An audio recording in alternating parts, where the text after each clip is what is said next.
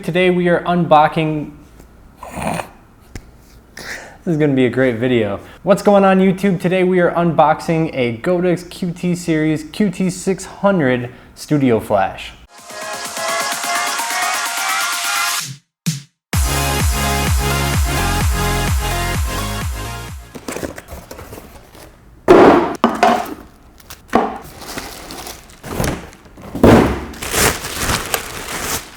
Now you guys may have gotten a brief glimpse of this. I opened it a while back just to do my power comparison test against the Explorer 600 and the H1200. So I brought it out for that, but beyond that, I haven't been in the studio for like 3 or 4 months. So this is the first time that I'm actually taking it out and gonna try and use it for a little bit and going over all the details. So this is how it comes just right out of the box. Obviously we got our big old flash here with the flash tube installed. In this box, we've got a modeling lamp that we're going to install into the light. The modeling lamp is frosted. And this protective cover just slides right over the pins.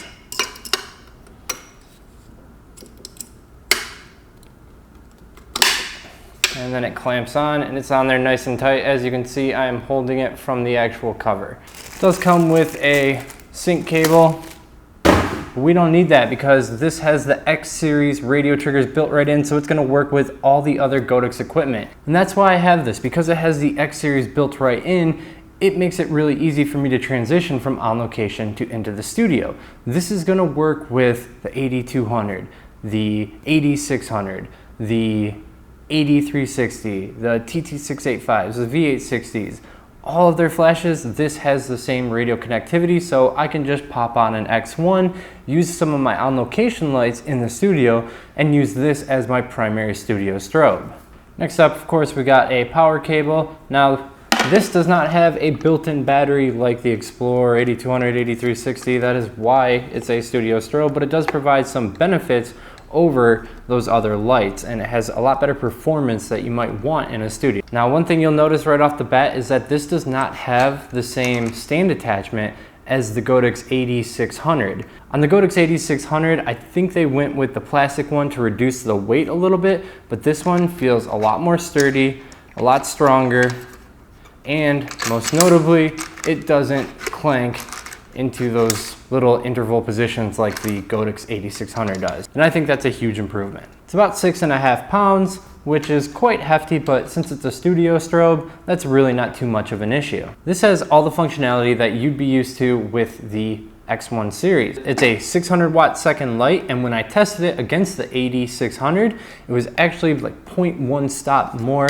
so really close in power. Now, the primary difference between this and the Godox 8600 is that this is designed to be an extremely fast flash. And what I mean by that is it has an extremely short flash duration. As your subject is traveling in motion, it's only illuminating them for that 1/28,000th of a second, which means that all that detail will be rendered really sharply, as opposed to getting blurred with a little bit of motion from the duration of the flash. It's a complete opposite of high-speed sync.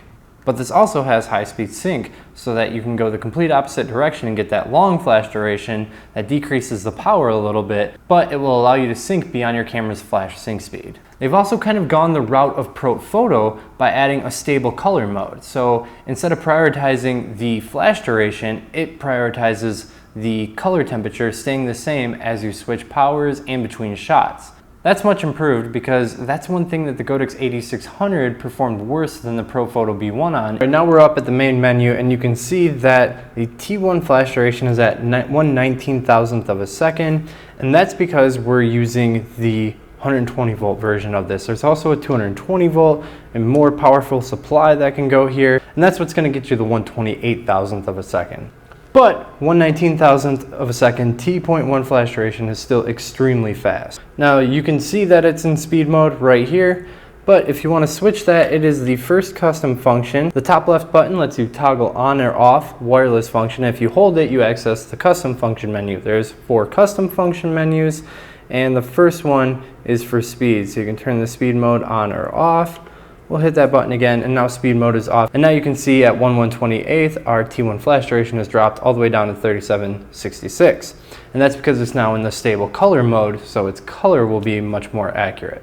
Next up, we've got the group channel. So if we press it, it's going to change the light's group, and that's for using with the X1 or any of the X1 series products.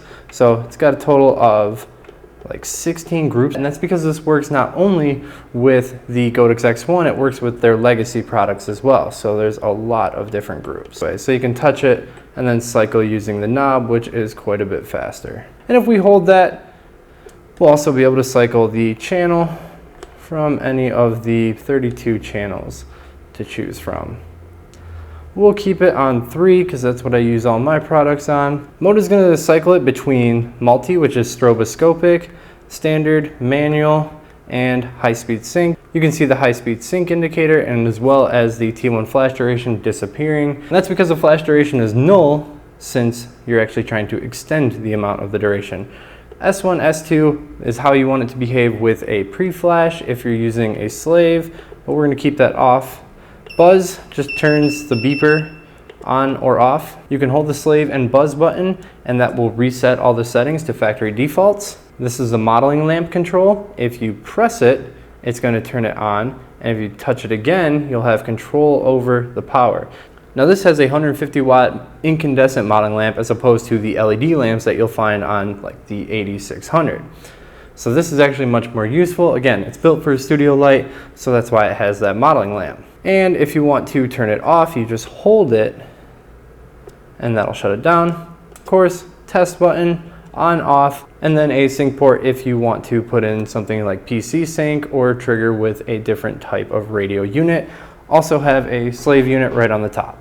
So if you're looking between the QT600 version 2, which is also known as the Rapid 600 if you're looking at Flashpoint, versus the Godox 8600, these are the primary reasons why you'd pick one versus the other. The Godox 8600 obviously has the win when it comes to portability. The QT600 doesn't have the portability of the battery, it's only an AC adapter option. But that also means you don't have to worry about battery level when you're shooting with it in a studio. If you're capturing fast action in a studio, then this is going to be the choice for you because its flash duration is substantially higher than the 8600. You could use the AC adapter on the 8600, but that's another $150 accessory. If you rely on a modeling lamp for your studio work, then this is going to be a better option because this modeling lamp on the QT600 is really nice, whereas it's pretty much useless inside a modifier on the Godox 8600. If you're using TTL regularly for your work, which isn't so common in the studio but much more common on location, then you're going to need the Godox 8600 as that one has TTL and the QT600II doesn't. And if you're looking to just have one light and you want to use the QT600 for on-location work in addition to the studio, then you're going to need some type of power pack like a Pulse Buff Vagabond so that you can power this on the go. One other thing that's different is the bulb shape. This has the horseshoe bulb shape, whereas this one has, I'm not sure what it's called, it's the twisty one, but this is known to be more efficient at outputting light. One other thing I liked about the QT600 is its flash recycle speed. It was recycling instantly at its lower powers. In fact, it can recycle up to 10 flashes within 1 second. And when you get into the higher powers, the max recycle time is still under 1 second. So it's awesome for shooting fast-paced in a studio, even when you're really taxing this thing for power. When you're in that speed mode, the color is vastly different. Like, it's really magenta and kind of overly cool too. I was all the way up at 6500 and plus 20 magenta just to get it balanced. So if you're trying to balance it with other lights other than the QT600II, you might run into some trouble. So here's my final thoughts on the QT600. It's a very powerful strobe with a really fast recycle time, awesome to use in studio. The color accuracy is much improved over other X series products from Godox. Overall, I give it a 4.5 out of 5 stars, simply due to the dramatic color shift that it experiences when it's in speed mode. Remember, there are 3 versions of this light. There is a 400 watt version for $549, the 600 watt version for $599, and the 1200 watt version for $799. Not sure how long it's going to last, but right now, Flashpoint does have their rapid version of it for $429 for the 600 version. You can find links to purchase all 3 versions from Adorama or Amazon below in the video description. If you guys have any questions, be sure to join Photography Gear Chat on Facebook, where you can talk to me and thousands of other photographers to get their opinions on equipment. And give me a follow on Instagram at RobHallPhoto so we can see each other's work. Until next time, keep on shooting, YouTube.